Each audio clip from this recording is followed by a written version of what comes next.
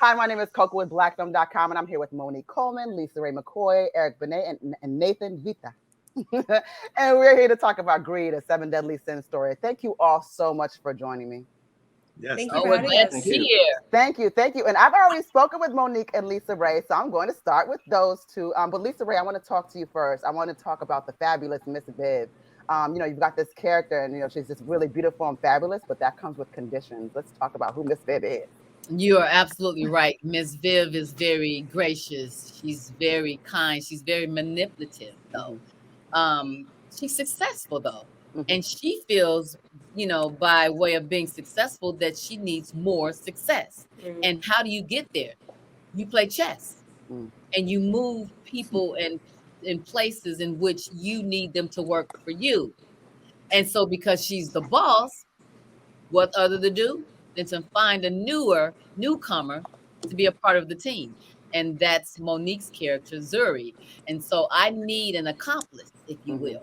And so I lure her in. I show her all my worth and my success have gotten me. Surely you want to have some of this. You can taste it, but let me give it to you.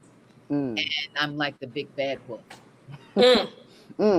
And so a really gorgeous wolf at that. Exactly. No, I mean, it's so funny because I find that kind of relatable, like in work set. I mean, not to this extreme per se, but you start to realize that you do get manipulated like that, especially in work settings where there's sort of a high level boss that you can't really speak to on the same level. So I found that something somewhat relatable in a way. But so I want to talk about Zuri and Monique. I think that reflects what I was thinking is that it reflected a lot of what we see on social media today. Everybody just wants more and more and more to think of what they think success is. So can you talk about just sort of what goes into playing a role like that and really the dangers of wanting what other people have? Oh, I think you just said it. It's really, I think there isn't really harm necessarily in wanting more, in aligning yourself to abundance, in wanting to live out the dreams that you have in your heart and those desires. I think where it really gets tricky is exactly what you said, when you start comparing yourself to other people, when you start devaluing and kind of chipping away at parts of you in order to give yourself value. I mean, when I look at Zuri, I see someone who was very insecure, and that I think that was kind of the entryway for her to be taken advantage of, was because there was this void in her. There were these things that she didn't see in herself, and Miss Viv and Godfrey were able to kind of validate for her and make her feel seen, make her feel like, it's interesting because Stefan was a great guy, but I think that what it was that she didn't feel like he saw where she wanted to go.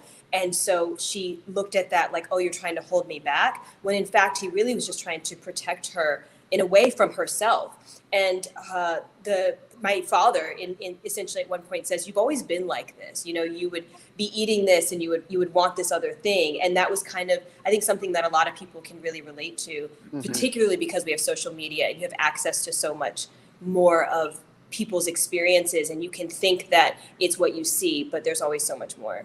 It's just a snapshot. Don't we all want to just take a picture of our best days? Exactly. But then, social media just is manipulative. It makes you think it's somebody's, everyday life. And so, Nathan, I did want to talk about your character, Stefan, because he was so kind. But I had to ask you this before we even get into the character. You played the role so convincingly. Are you close to a Stefan in real life? I just want to know if that's who you are. Yeah, actually, Stefan wasn't too much of a stretch for me to pull out of my repertoire. There was a lot of similarities with him. He's also a very chill, laid back individual, and someone who is very content and has a lot of gratitude for where he is and appreciates all of the work he's putting in, and knows that what one deserves will come to them, essentially, and not to kind of pine over things. And I have that sort of essentially the same mentality, is that not really too concerned about the timing of things, and just knowing and having faith that whatever is for me will come. And if it doesn't, well, I have what I have right now, and that's getting me through. And so that's definitely Stefan in a nutshell. So it's a definite surprise when he starts to see these changes happening with Zuri. And Eric, of course, now it's your turn. And Eric, we know you got the singing thing on lock. That's easy for you. As opposed to the rest of us when we try our hardest. but when you compare that to acting, does acting present a challenge to you, or is it something that because you're also very good at acting as well, but is it a challenge for you? Is it something that you enjoy equally? How would you compare that to as opposed to being on the stage and being the center? Yeah, that's a very good question, and thanks for asking it. Yes, they are two different crafts, equally rewarding. Songwriting is more of a just an expression of what I'm. More often than not, it's an expression of what I'm going through at the moment, which is can be very therapeutic. Acting is a different challenge, just as rewarding. Acting, you need to dig deep within and find people or some facsimiles thereof of personalities that you may have been, some aspects of yourself that you're not necessarily dealing with anymore. You've evolved past, but because of this character, I need to go revisit that person that I used to be, that naivete that I used to have, or that predatory vibe that I used to have. And I think through that process, you underscore some of the lessons that you learned back then, which just kind of fortifies who you are even more and your character even more through this acting process. And I found that to be just incredibly rewarding in a way that sometimes, songwriting doesn't, doesn't facilitate.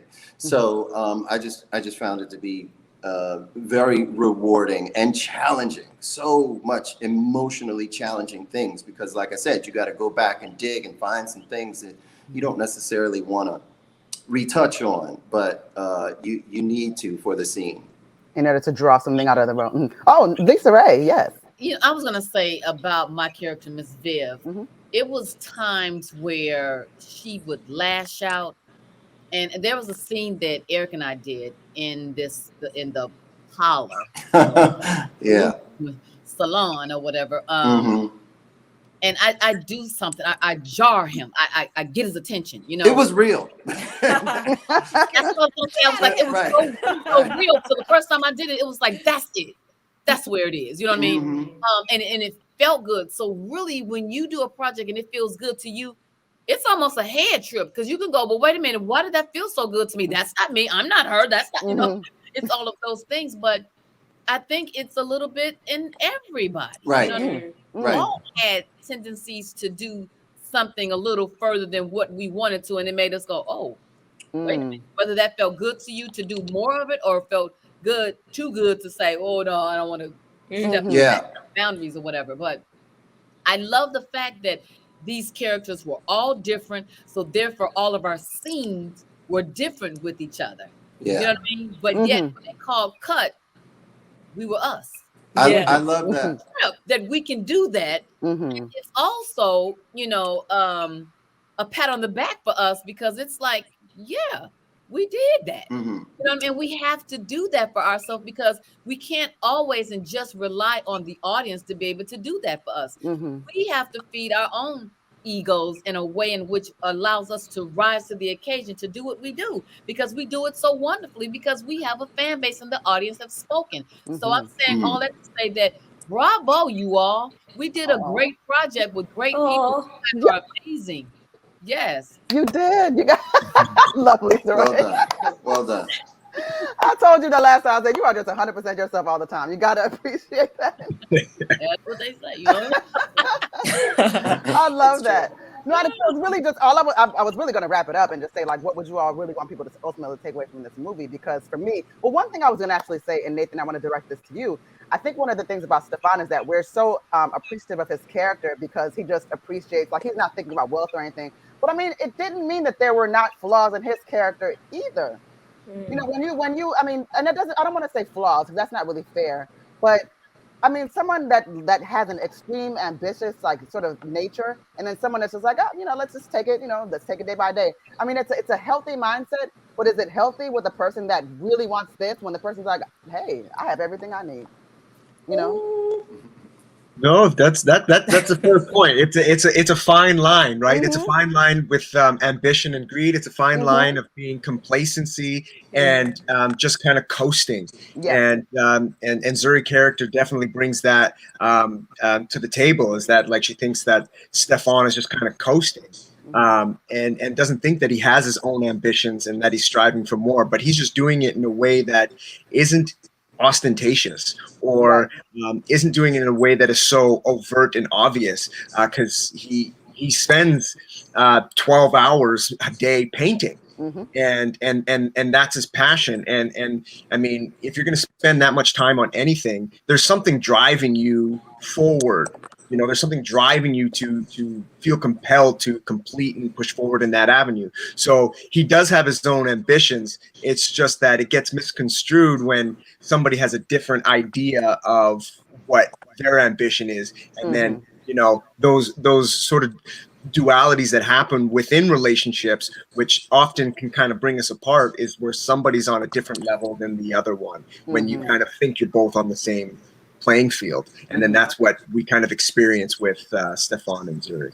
And I think it's also about trying to skip steps, right? Like they're on a path and they were on this path. They were actually on this path together. And I think she just got a little bit tired and was ready to jump ship. But like Nathan said, Stefan did have this ambition. It's just that when you try to like take shortcuts or get there a little bit faster, then sometimes you miss the things that you need in order to be able to make it something that's lasting. And what's important, I think, too, is to be evenly yoked and to respect everyone on their level, because everyone is not designed to be aligned. It's not. We can't all be leaders. We can't all be followers. I mean, we it's different levels to it, and even with dating, what I mean? That's important, to be with someone that brings out your weakness, that can help strengthen you, that there's a balance in that, but also that you engage me enough to grow me. Yes. You know what I mean? And to not babysit me, but to feed me, to nurture me, to water me. You better speak this, LisaRaye. But if you put someone that does not have that for themselves, then you do become a bit of a teacher and a babysitter.